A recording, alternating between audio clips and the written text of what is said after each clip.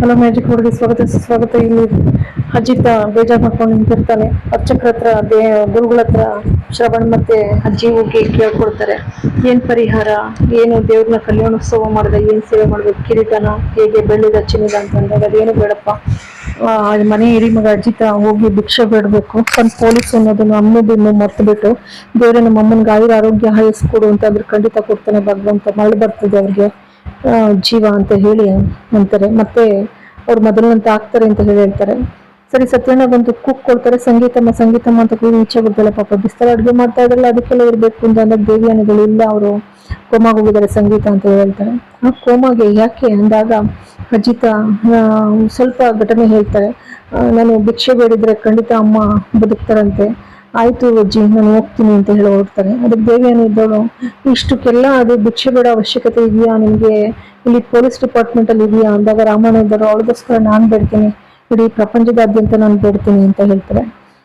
ಅದಕ್ಕೆ ಅಷ್ಟೇ ಶ್ರವಣ್ ಬಂದ್ಬಿಟ್ಟು, ಏನೋ ಮನೆಗೆ ಬರಬೇಡ ಅಂತ ಹೇಳಿ ಕಂಡೀಷನ್ ಹಾಕಿದ್ವಿ ಅಂತಲ್ಲ, ಅಂತದೇನೋ ಮಾಡಿದ್ವಿ ನಿನಗೆ ಅವಳು ಅಂತ ಹೇಳಿ ಕೇಳ್ತಾರೆ. ಮಾಮ ಈಗ ಅದೆಲ್ಲ ಬೇಕಿಲ್ಲ, ನನಗೆ ನನ್ನ ತಾಯಿ ದೇವರನ್ನ ಉಳಿಸ್ಕೊಳ್ಳೋದೇ ಮುಖ್ಯ ಅಂತ ಹೇಳಂತಾನೆ. ಅಂದ್ಬಿಟ್ಟು ಹೋಗ್ತಾನೆ. ಅಷ್ಟೊತ್ತಿಗೆ ಸತ್ಯನಂಗೆ ಸ್ವಲ್ಪ ಅರ್ಥ ಆಗುತ್ತೆ. ಬಂದು ಫೋನ್ ಮಾಡ್ತಾರೆ. ಫೋನ್ ಮಾಡಿದಾಗ ಅವಳು ಈಗೇನು ಮಾತಾಡೋ ಸ್ಥಿತಿಲಿಲ್ಲ ಸತ್ಯನ, ಕೇಳಿ ಸಾಹೇಬ್ರನೆ ಅಂತ ಹೇಳ್ತಾಳೆ.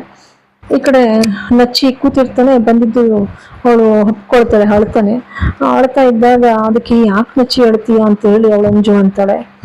ಏನಿಲ್ಲ, ನಮ್ಮಮ್ಮ ಏನಕ್ಕೆ ಹೆಂಗಾಯ್ತು ಅಂತ ಹೇಳಿದಾಗ ಇದಕ್ಕೆಲ್ಲ ಭೂಮಿನೇ ಕಾರಣ, ಅವ್ರಿಬ್ರು ಒಪ್ಪಂತದ ಮದ್ವೆ ಅಂತ ಹೇಳ್ಬಿಡ್ತಾಳೆ.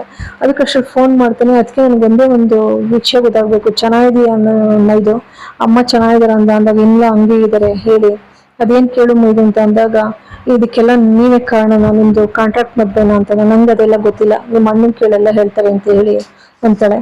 ಈ ಕಡೆ ಅಜಿತ್ ಸ್ನಾನ ಮಾಡಿ ಬರ್ತಾನೆ. ಬರ್ತಿದ್ದಾಗೇನೆ ಅವನಿಗೆ ಅವನ ಕಣ್ಣಿಗೆ ಭೂಮಿ ಕಂಡಂಗ ಆಗ್ತದೆ. ಬಟ್ಟೆ ಕೊಡಕ್ ಹೋದ ಹಾಗೆ ಸ್ನಾನ ಮಾಡಿ ಬಂದ ಅವನಿಗೆ. ಭೂಮಿ ನಂಗಂತ ಬಟ್ಟೆ ಕೊಡಕ್ ಬಂದಿದ್ದಾಳೆ ಅಂತ ಭಾವಿಸ್ಕೊಂಡು ಭೂಮಿಯಿಂದ ಬಟ್ಟೆ ಕಿತ್ತಾಕಿ, ಯಾರು ನಿನ್ನ ಬರೋಕ್ ಹೇಳಿದ್ರು, ಇನ್ ನಗ್ತಾ ನನ್ನ ಜೀವನ ಹಾಳು ಮಾಡ್ಬಿಟ್ಟೆ ಅಲ್ವಾ ಅಂತ ಹೇಳಿ ರೇಗ್ತಾನೆ.